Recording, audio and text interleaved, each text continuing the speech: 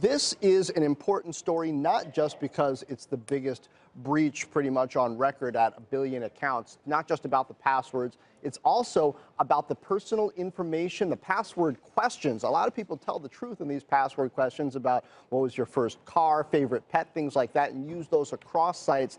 Now that information is out there. So for the folks at home, not only do you need unique passwords from every site, you need to start lying on those password questions in order to keep them secure. This, of course, having an impact on Yahoo stock. You can see it's down in the neighborhood of 4 or 5% on this news. Fears, as Brian said, that the Verizon deal could fall apart.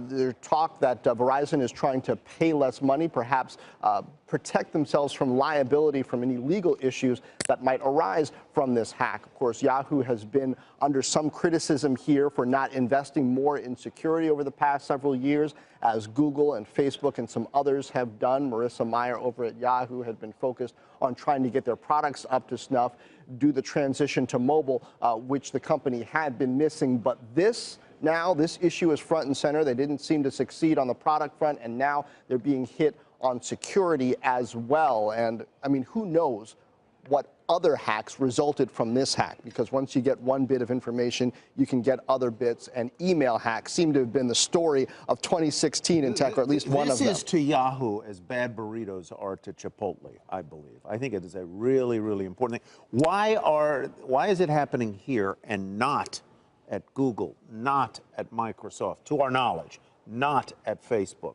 Well, their security is just different and better. Is better. I mean, they've got a lot more resources. Simple as they've that. got a lot more money. They've got some of the best people focused on these things. The difference between this and Chipotle is Chipotle was a hot company and a high-flying stock before that happened. True. People say, are people going to forgive Yahoo? A lot of people stopped forgiving Yahoo. But my point really is that it is a real brand risk. It is a brand risk, but the brand was already under pressure. A lot of the people who had stuck with Yahoo did so because they just didn't feel like going anywhere else, not necessarily the most security savvy, not using two-factor authentication, which everyone out there should use. Maybe they'll start now. Is it possible that this is just Verizon trying to get a better price? Is there some lower price they can pay to offset that potential liability? Probably impossible to know at this point, but this could be just an M&A tool, as they say, to get a better price. Well, I mean, you have the first $500 million hack, and they say, well, we'd like a lower price. You get this billion hack. I mean, how can you not ask for a lower price? I mean, the brand risk alone, it's saying we're going to buy this thing and spend billions of dollars, and oh, by the way, you're associating it now with being a risk to your digital safety.